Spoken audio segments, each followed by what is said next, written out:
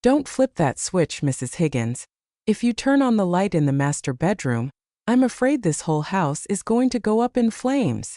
The electrician's words hung in the air, heavy and suffocating, much like the stale scent of ozone that had been plaguing my bedroom for weeks. I stood in the hallway, my hand hovering inches from the brass switch plate, my heart hammering a frantic rhythm against my ribs. I looked at Elias, a man I had known for 30 years, a man who had wired the nursery for my children when they were born. His face, usually flushed with the exertion of his work and a friendly smile, was drained of all color. He was trembling. "What are you saying, Elias?" My voice sounded foreign to my own ears, frail, shaky, the voice of the old woman I was terrified I had become. "Is it the wiring? Is it that old knob and tube system finally giving out?" "No, ma'am," he whispered, stepping closer and lowering his voice, his eyes darting toward the grand staircase, as if he expected a ghost to descend. "It's not the age of the wires. It's what someone has done to them. You need to pack a bag right now. We have to leave before they come back." The morning had started so differently, wrapped in the deceptive comfort of my routine. I woke up at 9 a.m., my head swimming in that thick gray fog. That seemed to have become my constant companion over the last 6 months. It was a heaviness that settled behind my eyes, making thoughts slippery and memories distant. I used to be sharp. My husband, Arthur, always said I had a mind like a steel trap, but lately I felt like I was wading through molasses. My children, Marcus and Clara, told me it was just part of aging. "It's normal, Mom," Clara would say, her voice dripping with that patronizing sweetness one uses on a toddler. "You're 68. The memory goes a little. That's why we're here." They had moved back into the Gables, our sprawling Victorian family home, 8 months ago. They were twins, 35 years old, and they had arrived with U-Hauls, full of broken dreams and bad luck. Marcus had lost everything in some cryptocurrency scheme he never fully explained to me, and Clara had been let go from her high-powered marketing job for reasons she claimed were political but sounded suspiciously like incompetence. I had welcomed them with open arms. A mother always does. When Arthur died 5 years ago, the silence of this big house had been deafening. The creak of the floorboards, the wind whistling through the eaves, it all sounded like loneliness. Having the twins back felt like a second chance at being a family. I thought they were here to comfort me. I thought they were my safety net. I sat at the kitchen island that morning, nursing the cup of herbal tea Marcus always prepared for me. "For your nerves, Mom," he'd say, "it helps with the fog." It tasted bitter like licorice and earth, but I drank it because I wanted to be a good patient. I wanted to get better. "You look tired today, Mother," Marcus said, leaning against the counter. He was handsome like his father, but his eyes were always moving, scanning, calculating. He checked his watch 3 times in 5 minutes. "I didn't sleep well," I admitted, rubbing my temples. That smell in my room, the burning smell. It woke me up again around 3 a.m. And the lights were flickering like a disco. Clara looked up from her phone, her brow furrowed in exaggerated concern. "Mom, we've been over this." Marcus checked the room. "There's no smell. It's a phantom smell. Dr. Albright said that can happen with the onset of, dementia." She didn't say the word, but it hung there between us. They were convincing me I was losing my mind. Every time I smelled smoke, they smelled nothing. Every time I saw a spark from the outlet, they claimed it was my eyesight. But it was so strong, I insisted, though my confidence was waning, like melting plastic. "I'll take another look at it later," Marcus said, dismissing me with a wave of his hand. "But you are strictly forbidden from calling anyone. You know how strangers upset you lately. Remember the gardener? You thought he was stealing your silverware." I looked down at my tea. I didn't remember that. In fact, I was sure I had never accused the gardener of anything. But the fog made me doubt everything. "We have that lunch meeting with the investors," Clara said, standing up and smoothing her skirt. "We'll be gone for about 3 hours. Mom, you just rest. Don't go into the East Wing. Just stay in the living room and watch your shows." They left in a flurry of activity, the heavy oak front door slamming shut, with a finality that made me jump.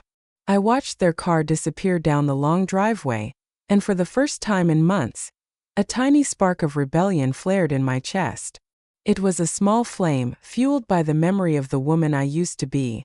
The woman who ran the household accounts, who raised 2 children, who nursed a husband through cancer. The smell in my room wasn't phantom. I knew it. And the flickering wasn't my eyesight. I waited 10 minutes to be sure they weren't coming back for a forgotten phone or wallet. Then I went to the landline in the study. My cell phone had gone missing 3 days ago. Another sign of my clumsiness, according to Clara. And I dialed the number I knew by heart. Henderson Electric, Elias speaking. Elias, I said, surprised by how steady my voice sounded. It's Martha Higgins. I need you to come over now. Mrs. Higgins? Is everything all right? Marcus told me last week you were downsizing and didn't need the annual inspection. Downsizing? I blinked. No, Elias. I'm not going anywhere. I have a problem in the master bedroom. Please, I don't want the children to know. There was a pause on the line. Elias had been a friend of Arthur's. He knew the kids, he knew the house. I'm 10 minutes away, Martha. I'm coming. When Elias arrived, he looked older than I remembered. His gray hair thinning, but his eyes were kind. He carried his tool belt like a knight carries a sword, but when he saw me, his smile faltered. Martha, he said softly, have you lost weight? I've been a little under the weather, I said, waving him in. It's the fog. But Elias, the smell. In the east wing. Please tell me I'm not crazy.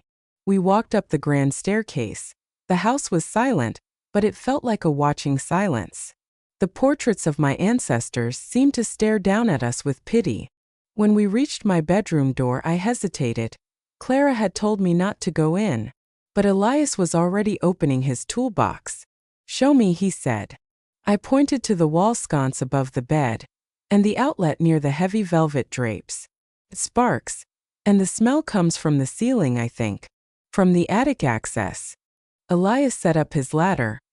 I'm going to check the attic first. If there's a melt, it'll be in the junction box up there. I sat on the edge of my bed, my hands folded in my lap, listening to his heavy boots on the rungs of the ladder. I heard the hatch open, the groan of the attic floorboards. Then silence. I waited 5 minutes. 10. Elias, I called out. Nothing. Elias, are you all right? Then I heard it, a gasp. Not of pain but of shock. A sharp intake of air that echoed down through the open hatch. He scrambled down the ladder so fast, I thought he was falling. When his boots hit the carpet, he turned to face me. That was the moment my world stopped. He was pale, sweat beading on his forehead. He looked at me with a mixture of horror and profound sorrow. Mrs. Higgins, he said, his voice trembling, we need to go. What is it? Is the wiring that bad? It's not bad wiring, Martha, he said, gripping my shoulders gently. Come here. You need to see this or you won't believe me. I didn't want to go up there. The attic was dusty and dark. But the urgency in his eyes left me no choice. I climbed the ladder, my arthritic knees protesting. Elias shone his flashlight into the gloom. Look, he pointed to the main junction box that sat directly above my bed. It wasn't just wires, there was a device attached to it. A black box with a digital display, wired into the main circuit with hasty, jagged cuts. There were bottles of lighter fluid, the old-fashioned kind Arthur used to use for the grill, taped to the wooden beams surrounding the box. What is that? It's a timer, Elias said, his voice grim, and an igniter. See these wires here? They've stripped the insulation. When this timer hits 0, it's rigged to send a massive surge through this junction. It would spark instantly.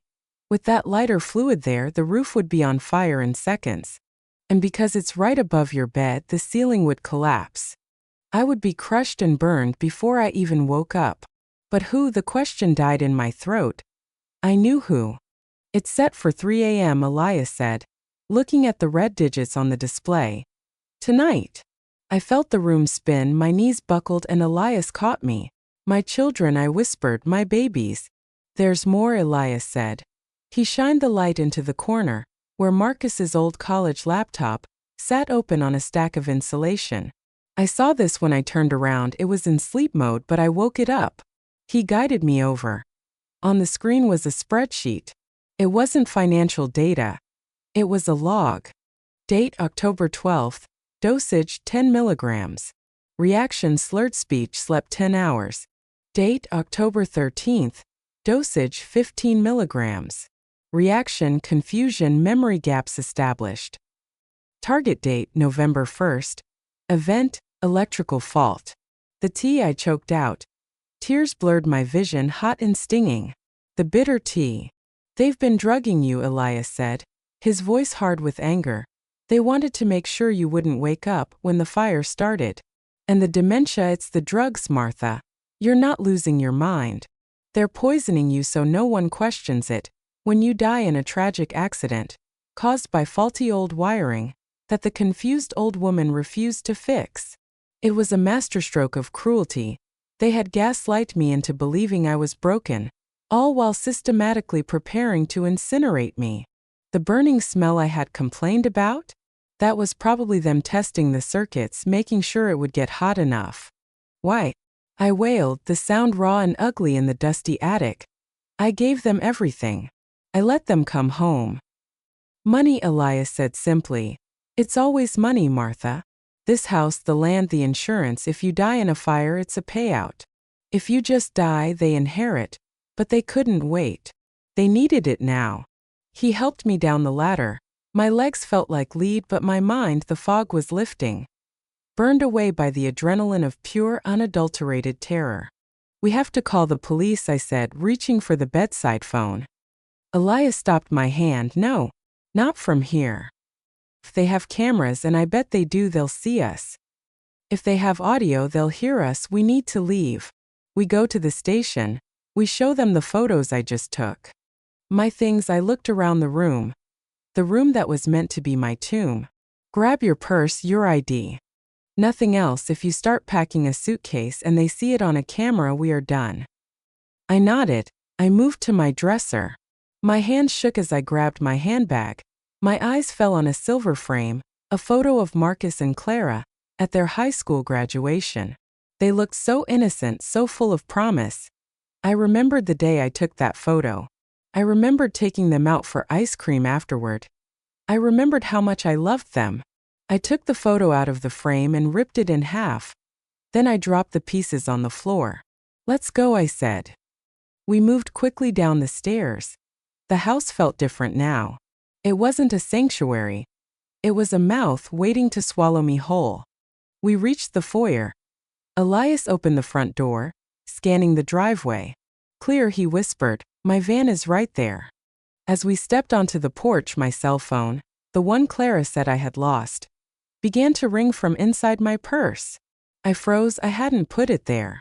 I pulled it out. Clara calling. Don't answer it, Elias hissed. But I stared at the screen. Why was it in my purse? They planted it, I realized, so they could track me. They knew I'd take my purse. The phone rang and rang, a shrill, demanding sound. Get in the van, Martha, Elias urged, opening the passenger door. I climbed in, the vinyl seat cold against my legs. Elias slammed the door and ran to the driver's side. He cranked the engine, the old Ford sputtering to life. As we backed down the driveway, I looked up at the attic window. A curtain moved. My breath hitched. Elias, I think someone is in the house. No, we saw them leave, he said, shifting gears. We saw the car go. But the curtain moved. It's just the house settling, he tried to reassure me. But he was driving fast now, tires kicking up gravel. My phone stopped ringing.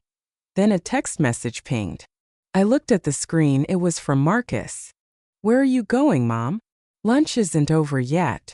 My blood ran cold. They weren't at a meeting. They were watching. They had cameras. They saw Elias. They saw me leave. They know, I whispered. Elias, they know. He gripped the steering wheel, his knuckles white. We're going straight to the sheriff. It's 20 minutes to town. We'll be safe there. But as we turned onto the main road, The narrow two-lane highway that wound through the dense woods. I saw headlights in the side mirror. A black SUV, fast. Aggressive. It was Marcus's car. They didn't go to town, I said, my voice rising in panic. They were waiting. They were waiting nearby to make sure to make sure nothing went wrong. Hang on, Elias growled. He floored the heavy work van, but it was no match for a modern sports SUV. The black car surged closer, riding our bumper. I could see two silhouettes in the front seat. My children, my murderers. They're going to run us off the road, I cried. Not on my watch, Elias shouted. The SUV swerved, trying to pull alongside us. I looked out the window and locked eyes with Clara. She wasn't smiling, she looked furious. She rolled down her window and screamed something, but the wind tore her words away. Don't look at them, Elias yelled. We were coming up on the old bridge, the one that crosses the ravine. It's narrow. Only room for 2 cars if everyone is careful. They're going to try to cut us off before the bridge, Elias predicted. The SUV gunned its engine, lurching into the oncoming lane to pass us. Marcus was driving. He swerved violently toward us, trying to force the van onto the shoulder, toward the ditch and the trees beyond. The metal shrieked as their car scraped against the side of the van. Sparks flew, real sparks this time, not the ones in my bedroom. Hold on. Elias slammed the brakes. The SUV, expecting us to speed up or hold our line, shot past us. Marcus overcorrected. The black car fishtailed, tires screaming on the asphalt, spinning out of control just inches from the guardrail of the bridge. Elias didn't wait. He accelerated around them while they were recovering from the spin. We have to get to a public place, Elias panted. The police station is too far if they get that car turned around. They'll catch us on the straightaway. Where can we go? I asked, clutching the dashboard. Dottie's Diner, Elias said. It's 5 miles up. Always crowded, truckers. Locals. Witnesses. They won't try anything in front of 50 people. I looked back. The SUV had turned around. It was a small dot in the distance, but it was growing larger by the second. Hurry, Elias, I whispered. Please hurry. We tore down the road, the old van groaning under the strain. I looked at my phone again. A new text from Clara. Mom, stop the car. You're having an episode. That man is kidnapping you. We called the police. Pull over. They're calling the police on us, I said, reading the message. They're going to say I'm dementia-ridden and you're abducting me. Let them tell that to the cops when I show them the pictures of the bomb in your attic, Elias said grimly. We skidded into the gravel parking lot of Dottie's Diner. It was lunch rush. Cars were packed in, people were coming and going. It looked like safety, it looked like civilization. Come on, Elias said, practically dragging me out of the van. We burst through the glass doors of the diner, the bell jingling cheerfully above us. The smell of frying bacon and coffee hit me. A stark contrast to the smell of ozone and fear I had left behind. Conversations stopped. Heads turned. We must have looked like a sight, a wild-eyed old woman, and a frantic electrician covered in attic dust. Help! I shouted, my voice cracking. Please, someone help us. Dottie, the owner, a formidable woman with a beehive of hair, stepped out from behind the counter. Martha! Elias! What on earth is going on? My children, I gasped, leaning against a booth for support. They're trying to kill me. A murmur went through the room, but before anyone could react, the door chimed again. Marcus and Clara walked in. They didn't look like murderers. They looked frantic, worried, terrified. They looked like perfect, loving children. Mom! Clara cried out, rushing forward with tears streaming down her face. Oh, thank God! We were so worried. Marcus turned to the room, breathless. I'm so sorry, everyone. Our mother, she has severe dementia. She slipped out of the house. She doesn't know what she's saying. He looked at Elias with a mix of pity and accusation. And you, Elias? I know you mean well, but taking a confused woman for a joyride? We were terrified. The room shifted. I saw it in the eyes of the patrons. They looked from the hysterical old woman to the concerned young professionals. The sympathy was pivoting to them. No, I said, backing away. No, don't listen to them. It's okay, Mom, Marcus said, stepping closer, reaching into his pocket. We're here to take you home. We have your medicine. I saw the glint of something in his hand. It wasn't a pill bottle. It was a syringe case hidden in his palm. She needs her shot, Clara, Marcus whispered. Loud enough for me to hear, but low enough for the room to miss. She's psychotic. I was trapped. In a room full of people, I was completely alone. The diner was warm, smelling of grease and coffee, but my blood had turned to ice. The murmur of the crowd, initially shocked by my entrance, had settled into a low, judgmental hum. I could see the shift in their eyes. They weren't seeing Martha Higgins, the woman who had donated to the library fund and organized the charity bake sales. They were seeing a senile old woman, hair disheveled, shouting wild accusations, being gently corralled by her loving children. Marcus moved toward me with the practiced calm of a predator. His hand was still in his pocket, clutching the syringe case he claimed was medicine. I knew what it was the final dose. The one that would put me to sleep, long enough for them to drive me back to the Gables, carry me up to my bed, and wait for the house to burn down around me. Come on, Mom, Clara cooed, reaching for my arm. Her nails were painted a perfect glossy red. The same red as the digital timer in the attic. You're making a scene. Let's get you into the car. We have the heated seats on just how you like them. Don't touch me, I screamed, slapping her hand away. The diner went silent again.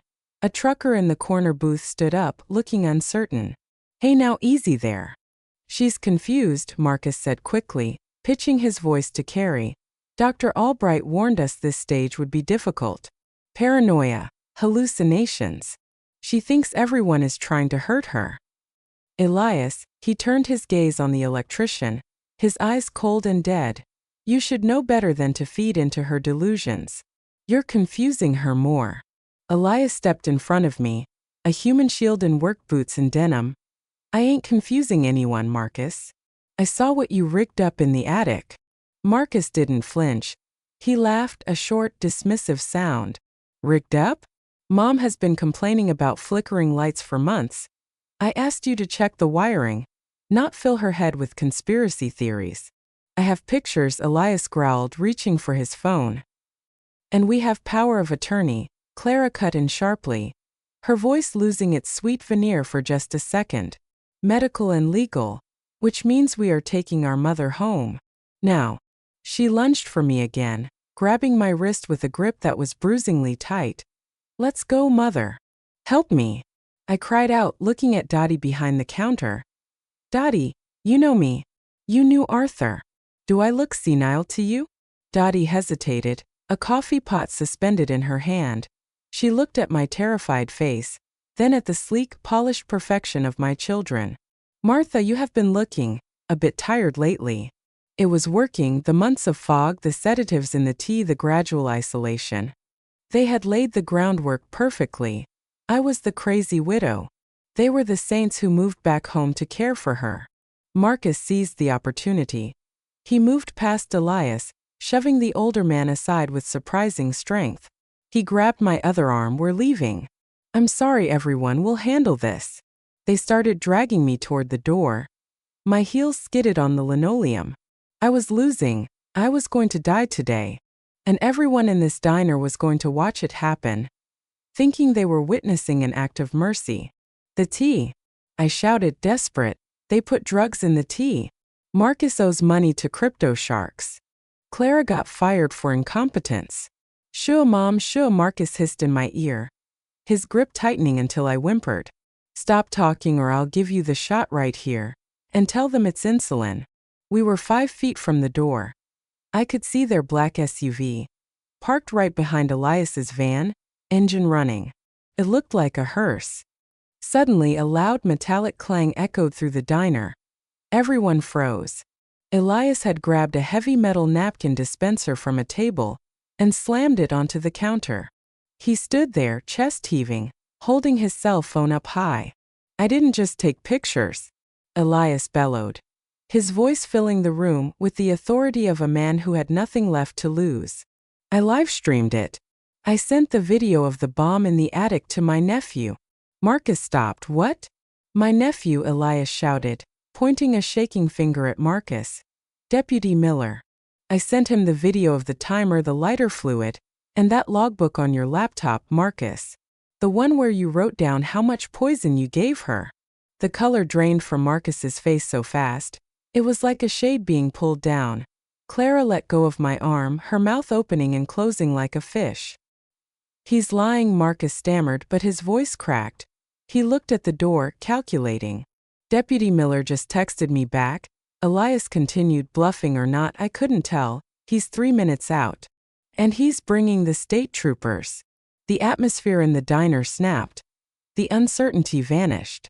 The patrons saw the fear in Marcus's eyes, not the fear of a concerned son, but the fear of a cornered rat. Let her go, son, the trucker in the corner said, stepping out of his booth. He was a big man, bigger than Marcus. You don't understand, Clara shrilled, backing away. She's crazy. He's crazy. If he's crazy, Dottie said, finally coming around the counter with the phone in her hand. Then the police can sort it out. I just called 911 myself. They said they already have units en route to the Gables and here. Marcus looked at Clara. A silent communication passed between them, the twin language they had shared since birth. In an instant, the facade of the caring children shattered completely. Move! Marcus shoved me hard. I stumbled backward, crashing into a table. He didn't try to grab me again, he grabbed Clara. They bolted for the door. Stop them! Someone shouted. But they were fast. They burst out into the parking lot. I scrambled up, ignoring the pain in my hip, and ran to the window. I watched as they jumped into the black SUV. Marcus gunned the engine, reversing violently, nearly hitting Elias's van. They peeled out of the parking lot, gravel spraying everywhere. Speeding toward the highway. They're getting away, I cried. Elias came to my side, putting a steadying arm around me. They won't get far, Martha. Look. He pointed down the road. Blue and red lights were flashing in the distance, coming from both directions. The police weren't 3 minutes away. They were here. We watched through the diner window as the black SUV slammed on its brakes to avoid a head-on collision with a cruiser. Marcus tried to swerve onto the shoulder, but another police car blocked him from behind. It was over. I sank into a booth, my legs finally giving out. Dottie was there instantly with a glass of water and a wet cloth. Oh, Martha. I'm so sorry. I almost let them take you. It's okay, I whispered, shaking. They were very convincing. I almost believed them myself sometimes. An hour later, I was sitting in the back of an ambulance, a blanket wrapped around my shoulders, watching the police invite Marcus and Clara out of the car at gunpoint. They didn't look like my children anymore. Handcuffed, screaming obscenities at the officers, blaming each other. It was her idea. I heard Marcus yell as they shoved him into a cruiser. She came up with the chemical mix. You're the one with the gambling debts, you idiot. Clara shrieked back. I turned away, I couldn't watch. That wasn't the boy I taught to ride a bike. That wasn't the girl I bought prom dresses for. Those were strangers who had worn my children's faces. A young officer approached the ambulance. Mrs. Higgins? I'm Deputy Miller. Elias's nephew. Thank you, I said, my voice hoarse. We executed a search warrant on the house, ma'am. The bomb squad is disarming the device in the attic now. You were right. It was set for 3 a.m. And we found the laptop. They didn't even bother to password protect the file with the dosage logs. They thought I was stupid, I said, feeling a cold, hard anger replace the fear. They thought I was just a senile old woman who wouldn't notice a thing. Well, they were wrong, Miller said gently. We also found financial records. Marcus owes nearly $200,000 to some very bad people. And your daughter, she's been facing lawsuits for fraud at her old company.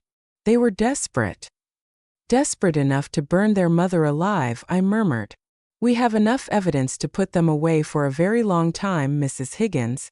Attempted murder, conspiracy, elder abuse, arson. The list is long. The legal process was a nightmare. A slow-motion car crash that lasted for months. I had to testify against them. I had to sit on a stand and look into their eyes that held no remorse, only anger that they had been caught. The defense tried to play the dementia card, just as I knew they would. They hired experts to say I was unreliable. But Elias's photos, the video from the attic, and the damning care log on the laptop were irrefutable. The toxicology report from my blood drawn that day at the hospital showed high levels of a potent sedative. Not medication I was prescribed, but something ordered off the dark web. Marcus was sentenced to 30 years. Clara got 25. I didn't go to the sentencing. I couldn't bear to hear the door lock behind them. I never stepped foot in the Gables again. I couldn't. The smell of ozone and the memory of that bitter tea were stained into the walls. I sold the estate to a developer who promised to tear it down and build a community park. I liked that idea. Children playing where my own children had plotted my death. It felt like cleansing the earth. With the money, I bought a small cottage 2 towns over. It's single-story. No stairs, no attic. Just simple, clean lines and big windows that let in the light. Elias comes by every Tuesday for coffee. Real coffee, not herbal tea. We sit on the porch and watch the birds. He's retired now, largely thanks to the bonus I insisted on giving him for saving my life. He tries to refuse it every time, but I tell him it's cheaper than a funeral. You know, Martha, he said to me last week, watching a cardinal land on the feeder, you're looking sharp. The fog is gone. It wasn't age, Elias, I said, taking a sip of my coffee. It was them. They were the fog. I still have nightmares sometimes. I dream of fire, of flickering lights, of a syringe in a loving hand. But then I wake up in my sunlit room in my safe little house, and I remember that I survived. I learned the hardest lesson a mother can learn. That shared blood does not guarantee love. It does not guarantee loyalty. And sometimes the people who are supposed to be your legacy are actually your greatest threat. But I also learned that help can come from the most humble places, from a flickering light bulb and an honest man with a toolbox. So if you ever feel like something is wrong in your own home, if the lights flicker, if you smell something burning, or if the tea tastes a little bitter, trust your gut. Don't let anyone tell you you're crazy, because sometimes the monsters aren't under the bed. Sometimes they're the ones tucking you in.